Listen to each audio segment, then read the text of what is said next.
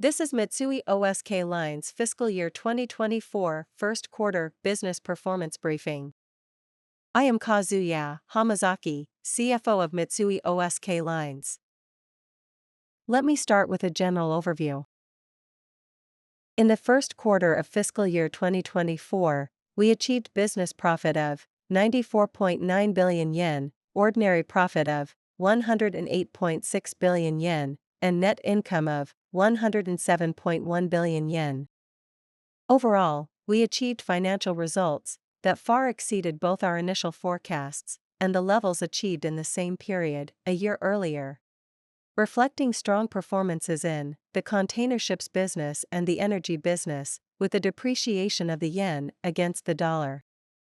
As a result, our balance sheet showed total assets exceeding 4.4 trillion yen, and shareholders' equity exceeding 2.5 trillion yen.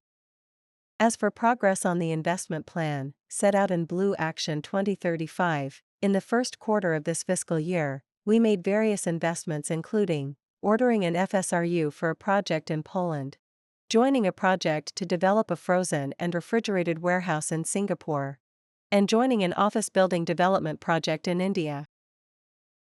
Looking at our full-year forecast of this fiscal year, we revised our initial ordinary profit forecast of 230 billion yen, upwards by 120 billion yen, to 350 billion yen. Our previous forecast for net income has also been raised by 120 billion yen, to 335 billion yen. Considering prevailing exchange rates conditions, we also revised the exchange rate assumption in our outlook for fiscal year 2024 from 140 yen to the dollar to 150 yen to the dollar.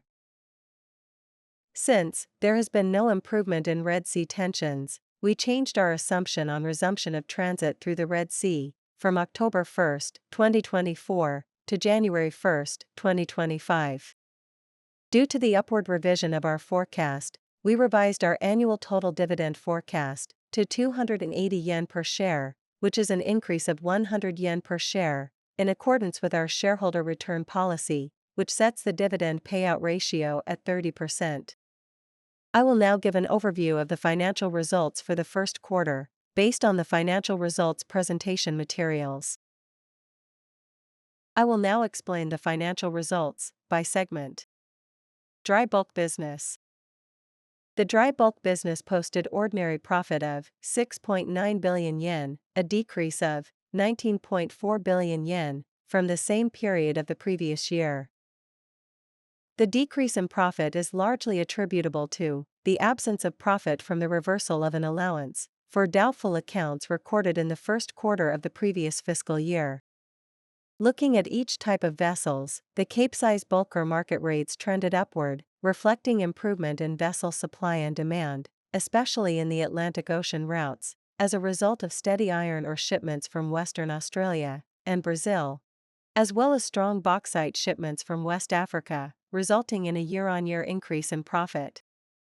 Market rates for Panamax and other small and medium-sized bulkers, operated by MOL Dry Bulk, achieved a year-on-year increase in profit due to firm shipments of grain from South America. However, woodchip carriers and multi-purpose vessels saw a decline in profit from the same period a year earlier due to sluggish market rates, reflecting weak consumption in China.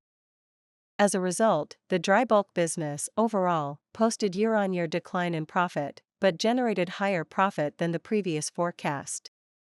Energy business.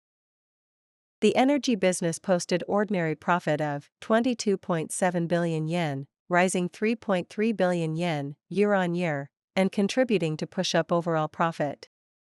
Tankers and offshore business. VLCCs and product tankers achieved a year-on-year profit increase, reflecting tight tonnage supply and demand due to the prolonged Red Sea disruption, in addition to the contribution of long-term contracts. Chemical tankers performed strongly due to persistently high market rates and the contribution from Fairfield Chemical Carriers, which was acquired in March 2024. The FPSO business made a stable contribution to profit, posting a year-on-year profit increase due to the contribution of 2 FPSOs, that started operations in the previous fiscal year. Liquefied gas business. The LNG carrier business and LNG infrastructure business reported lower profit than a year earlier, mainly due to drydock expenditures, despite the continued profit contribution of long-term charter contracts. Product transport business.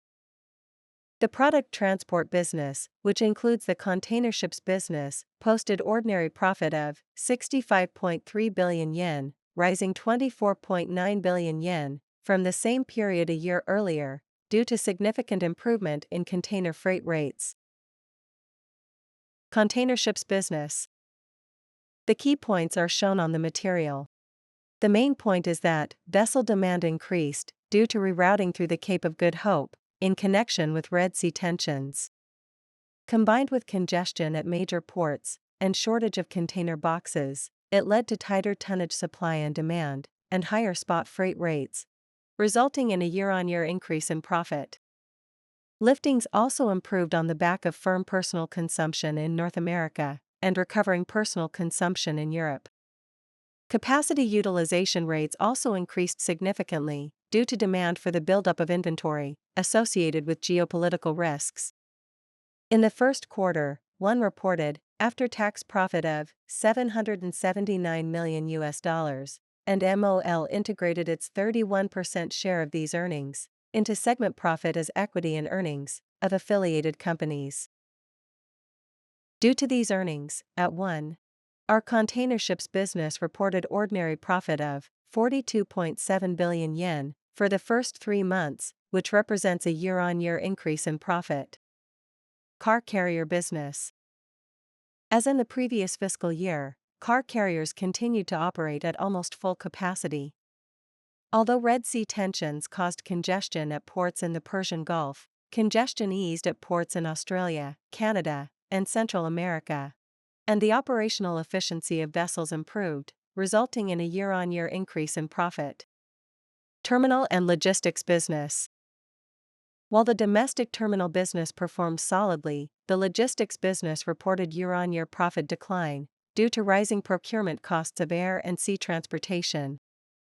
Well-being and lifestyle business. The well-being and lifestyle business achieved ordinary profit of 5.7 billion yen, an increase of 3.4 billion yen year-on-year, mainly reflecting the revenue and profit contribution of the real property business. Real property business. The real property business achieved a year-on-year increase in profit, surpassing our initial forecast, due to the profit contribution of equity method affiliates, in addition to the profit contribution of existing properties. Ferries and coastal ro-ro ships business. The ferries and coastal ro-ro ships business achieved higher profit than in the same period a year earlier, reflecting strong performances in the logistics business and the passenger transportation business. Cruise business. The cruise business reported a year-on-year decrease in profit, reflecting upfront expenditures for the entry into service of Mitsui Ocean Fuji, MOL Cruise's second ship, in December. Associated businesses. The associated businesses posted profit, mostly unchanged year-on-year, due to the contribution of the trading business. This concludes the summary of the financial results for the first quarter. Next, I would like to explain our fiscal year 2024 full-year forecast. As explained earlier, assuming an exchange rate of 150 yen to the dollar, and assuming that passage through the Red Sea will recommence from January in 2025, and also factoring in market rate projections for each business, we forecast ordinary profit of 350 billion yen and net income of 335 billion yen for fiscal year 2024. I will now explain the forecasts for each segment. Dry bulk business. The dry bulk business is expected to post full-year ordinary profit of 22 billion yen, which represents an upward revision of 2 billion yen from the previous forecast. The Capesize bulker market is expected to remain firm, underpinned by continued steady shipments from Western Australia, Brazil, and West Africa, despite concerns over a slowdown in crude steel production in China. Looking at the market rates for Panamax and smaller vessels, there is a possibility of improvement in the vessel supply and demand balance through the easing of transit restrictions in the drought-hit Panama Canal. However, the market rates are expected to remain firm as growth in cargo movements, driven by increased grain shipments and limited supply of new vessels, are expected. Under these market conditions, the dry bulk business as a whole is expected to perform strongly. Energy business. The energy business is expected to record ordinary profit of 95 billion yen, which represents an upward revision of 18 billion yen from the previous forecast. This equates to a year-on-year profit increase of 28.1 billion yen. Tankers and offshore business. In the tanker business, long-term contracts will contribute to profit, and market rates are holding firm, reflecting tighter vessel supply and demand as a result of rising geopolitical tensions since the previous fiscal year. Ordinary profit is expected to exceed our previous forecasts in each subsegment. In particular, the chemical tanker business is likely to continue performing strongly due to rising spot freight rates and the profit contribution of acquired Fairfield chemical carriers. The offshore business is projected to generate stable profits due to the contribution of existing long-term charter contracts in the FPSO business.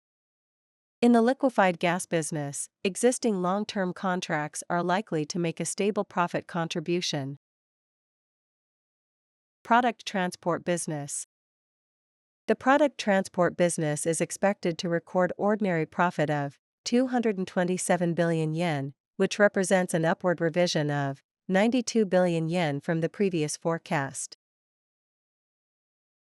Container ships business. One has raised its previous forecast for after-tax profit by $1,745 million to $2,745 million. While the outlook for the supply and demand balance remains uncertain beyond the second quarter, one raised its full-year forecast based on the assumption that Red Sea tensions will last until the end of December in 2024, and on expectations that market rates will remain favorable for the time being. Taking one's forecast into consideration, we raised our previous full-year forecast for our container ships business by 84 billion yen to 139 billion yen. Car carrier business. In the car carrier business, we expect the market to remain tight for the time being. In the second half, we expect transportation volume to fall, based on the assumption of continued port congestion in the Middle East, due to restrictions on passage through the Red Sea, and port congestion in Australia because of seasonal factors. However, we assume there will be solid transportation demand for completed cars, mainly in North America, and considering our recent favorable business results, we revised our previous forecast upward. Terminal and logistics business. The terminal and logistics business is expected to fall short of the previous forecast due to rising freight procurement cost mainly in the logistics business. Well-being and lifestyle business. The well-being and lifestyle business is expected to post ordinary profit of 9.5 billion yen, which is an increase of 3.5 billion yen from our previous forecast. Real property business. Daibaru, the core company in the real property business, was likely to post year-on-year decline in profit due to the reconstruction of domestically owned properties. However, we revised our previous forecast upward to reflect the profit contribution resulting from the increase in equity method affiliates, in addition to the high utilization of existing properties. Ferries and coastal ro-ro ships business. We raised our previous forecast for ferries and coastal ro-ro ships because both the logistics and passenger transportation businesses are expected to remain strong. Cruise business. Despite a favorable number of passengers, we maintain our previous forecast, as we still expect upfront expenditures for the entry into service of Mitsui Ocean Fuji in December. Associated businesses. We upwardly revised our previous forecast because a strong performance is expected for the trading business. Dividend. Coming to dividends, we plan to pay an annual total dividend of 280 yen per share, which is an increase of 100 yen, to reflect the upward revision of our forecasts. We are planning an interim dividend of 180 yen per share, which is an increase of 80 yen, and a year-end dividend of 100 yen per share, which is an increase of 20 yen. This concludes my explanation of the fiscal year 2024 forecast.